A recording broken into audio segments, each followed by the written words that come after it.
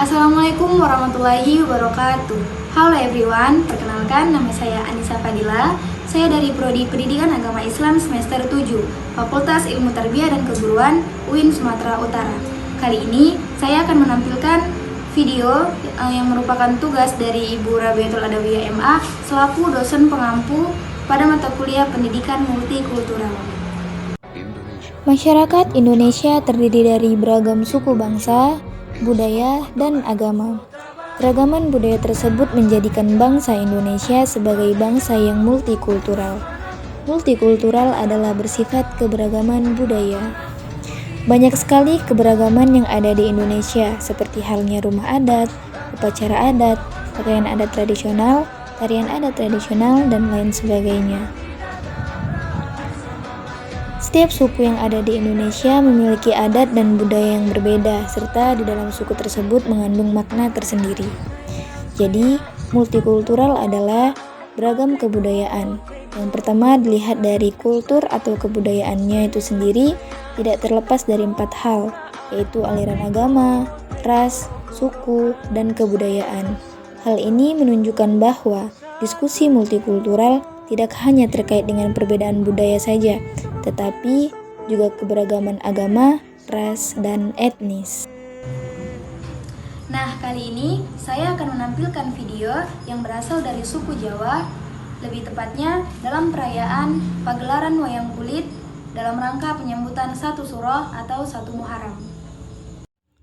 Video ini diambil tepatnya pada saat saya melaksanakan KKN di Desa Limau Manis, Kecamatan Tanjung Morawah, yang dimana mayoritas suku Jawa.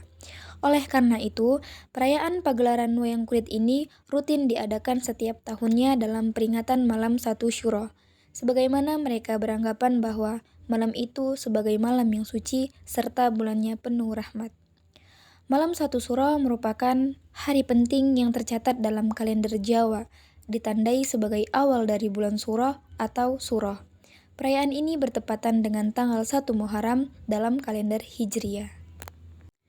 Malam 1 Syuro adalah momen khusus yang merujuk pada hari pertama dalam kalender Jawa, yang bersamaan dengan bulan pertama dalam kalender Hijriah, yaitu Muharram.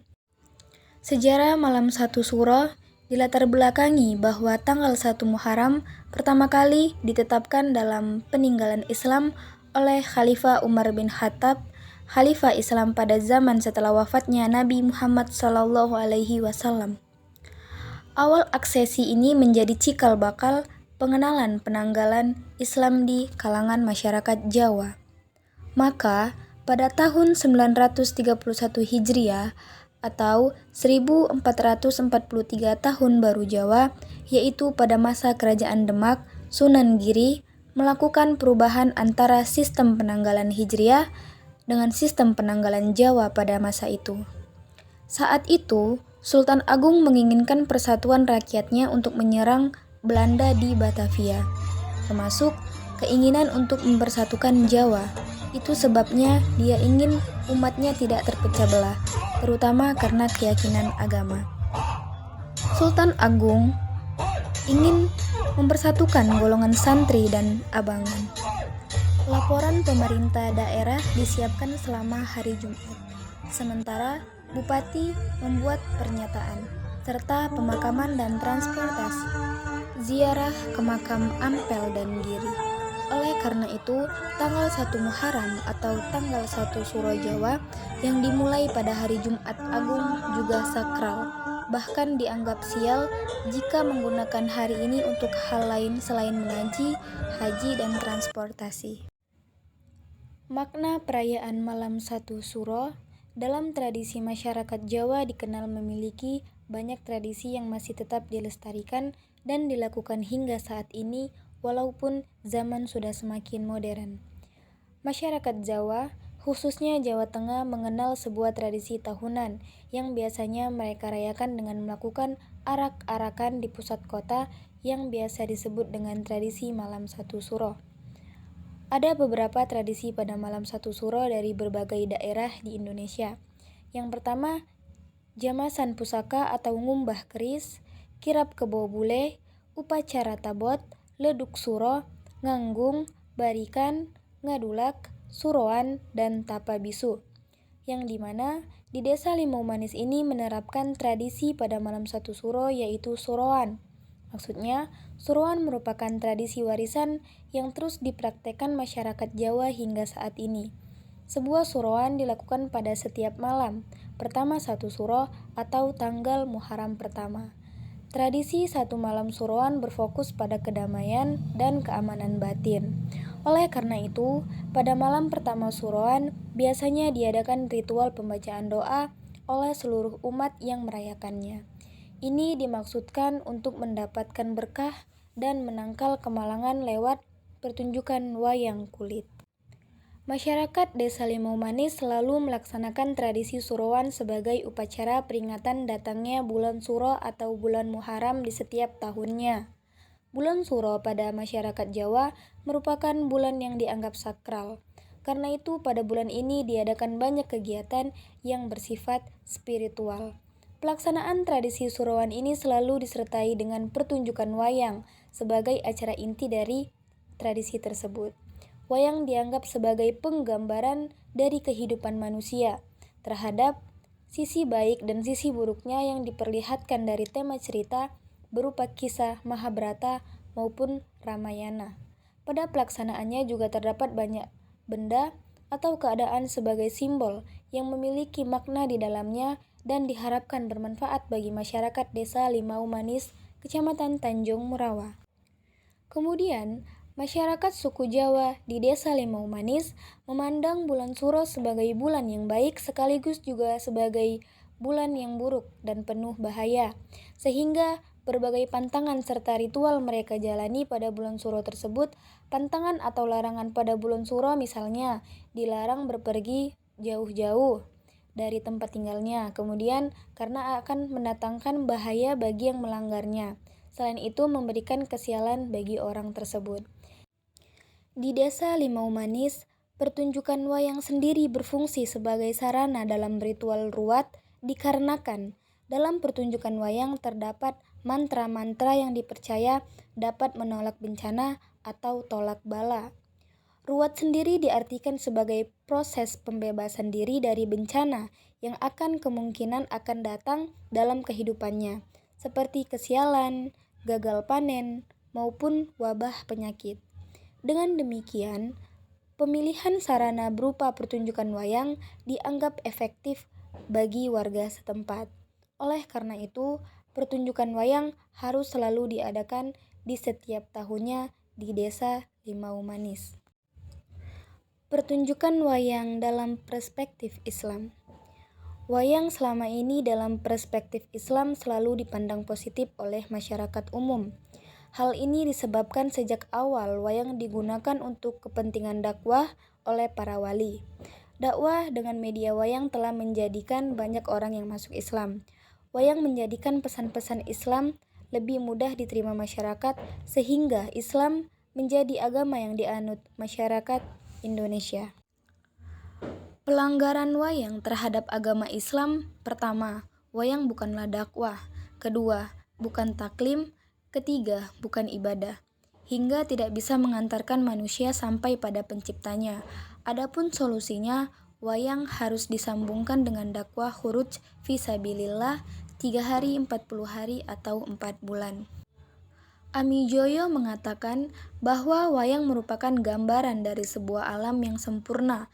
Dalang diibaratkan sebagai Tuhan, wayang diibaratkan sebagai manusia, dan kotak tempat menyimpan wayang merupakan asal manusia tiada. Dalang yang sebagai Tuhan mempunyai purbawesa untuk menentukan nasib hidup matinya wayang. Wayang demikian, jika dihayati benar akan menjadi orang semakin tebal imannya. Kemudian, sebuah pertanyaan muncul. Mengapa wayang selalu dipandang positif oleh masyarakat dan nyaris tidak ada berani berpendapat miring? Terhadap pertanyaannya, Abdullah memberikan jawaban. Pertama, karena wayang telah berhasil meninabobokkan masyarakat dengan berbagai perkhidmatan seperti sabet yang akrobatik, penataan sinden yang arsitik, sehingga bisa dilihat langsung oleh dalang dan penonton.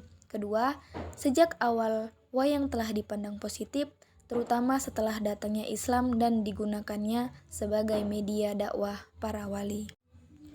Dakwah artinya mengajak, yaitu mengajak manusia untuk taat kepada Allah dengan bijaksana atau hikmah sesuai dengan makam atau kekuatan sasaran manusia yang diajak. Hal ini seperti yang disampaikan Quran Surah An-Nahl ayat 125 yang artinya, ajaklah manusia kepada Tuhanmu dengan cara bijaksana. Dakwah karena pengertiannya mengajak manusia agar taat kepada Allah dengan secara bijaksana, maka ia bergerak dari segala sesuatu yang dilarang oleh Allah kepada segala hal yang diperintahkan oleh Allah.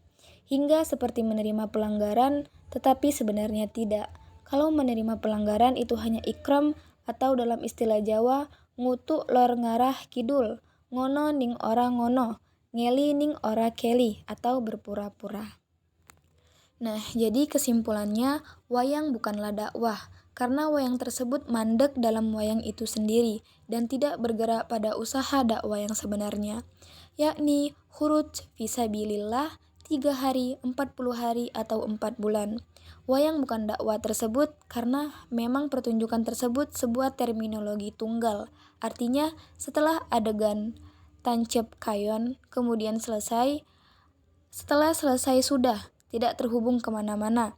Dalam istilah Jawa Barji Barbeh Salman Petruk, bubar siji bubar kabeh, ratau petuk, selesai satu selesai semua, tidak pernah ketemu lagi. Hingga sebuah pernyataan layak disampaikan, sekiranya wayang itu bergerak kepada dakwah, bergerak kepada dakwah yang seperti apa?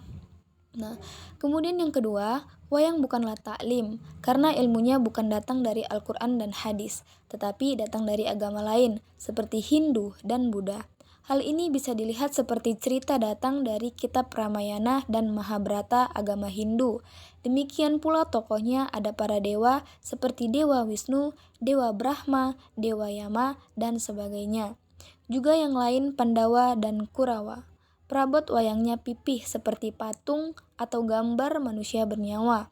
Tidak ada suasana agama yang laki-laki memakai anting-anting, gelang, tangan gelang kaki, kalung, pelakunya duduk ikhtilat, maksudnya campur antara laki-laki dan perempuan. Pensindennya besolek, berkonde, gamelannya alat musik bernada, dan masih banyak lagi. Dan yang terakhir, wayang bukan ibadah, karena sebagai ibadah bertentangan dengan syariat. Wayang sebagai ibadah bertentangan dengan syariat tersebut bisa dilihat misalnya dalam ketika melantunkan bahasa ong atau hong. Ong atau hong adalah bahasa persembahan kaum Hindu. Ong atau hong itu berarti tasabuh atau meniru-niru suatu kaum, dalam hal ini adalah Hindu. Sedang tasabuh atau meniru-niru suatu kaum dalam agama Islam sangat dilarang atau bertentangan dengan syariat. Dasarnya adalah mansab bahabi qaumin fahuwa minhu. Barang siapa yang meniru-niru suatu kaum, maka digolongkan menjadi kaum itu sendiri. Hadis sahih. Wayangnya seperti patung atau gambar manusia yang bernyawa. Dan gawang kelirnya ada aksesoris patung ular juga bertentangan dengan syariat. Dasarnya, orang yang membuat patung atau gambar makhluk bernyawa kelak harus memberinya ruh, padahal mereka tidak mampu. Hadis sahih. Duduk ikhtilat antara campur baur antara laki-laki dan perempuan dengan bisa saling bicara dan memandang juga dilarang. Mungkin sekian yang dapat saya sampaikan. Kurang dan lebih saya mohon maaf. Kehilafan kesalahan dari saya datangnya. Saya akhiri dengan wassalamualaikum warahmatullahi wabarakatuh.